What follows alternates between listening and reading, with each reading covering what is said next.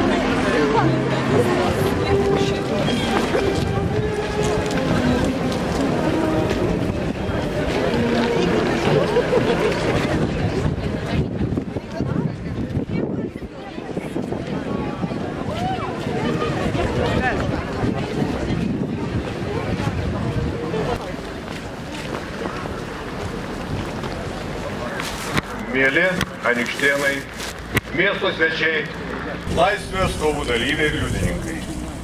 Jono Biliūno gimnazijos bendruomenė šią gražią dieną jūs visus sveikina susirinkusius prie nepriklausomybės ąžuolo.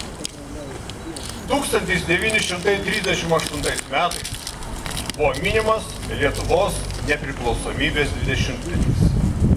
Tuometinių proga vieną saulėtą pavasario dieną čia, šalia mokyklos, buvo iškilmingai pasodintas ąžuoliukas. Iškilmėse dalyvavo visi progimnazijos mokiniai. Pasodinus ąžuoliuką kalbėjo mokytojai, mokyklos direktorius Tomas Klodas. Visi linkėjo tam medeliui augti, žaliuoti 100 metų.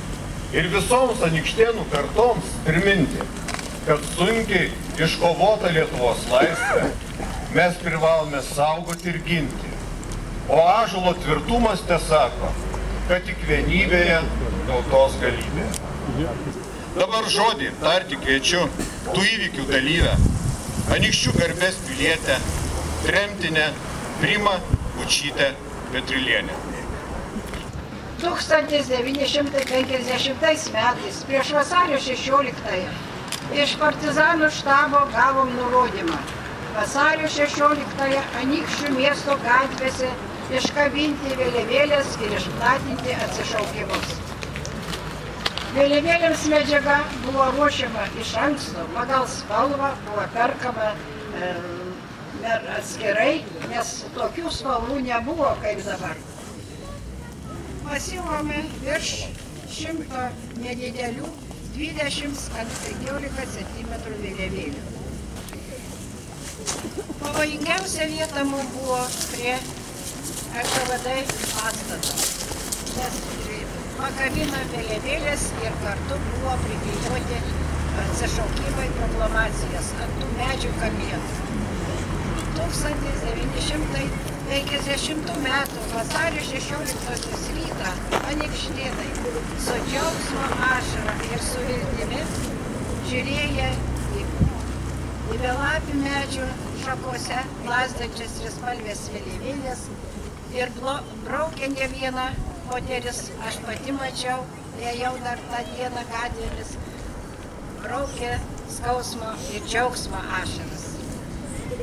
Kęstutis Banionis išsaugojo ir gimnazijos muziejai padovanojo trispalvę, kurią jie kėlė prieš 65 metus. Ir štai aš jums noriu parodyti tą vėliavėlę, kuri čia plevėsavo 1950 metų vasario 16 dieną. Vasario 16, tu nemirtinga, pavasarį laisvos tautos, viltis širdį gyva, ryžtinga, ir mes kovosime dėl jos, už laisvę Lietuvos.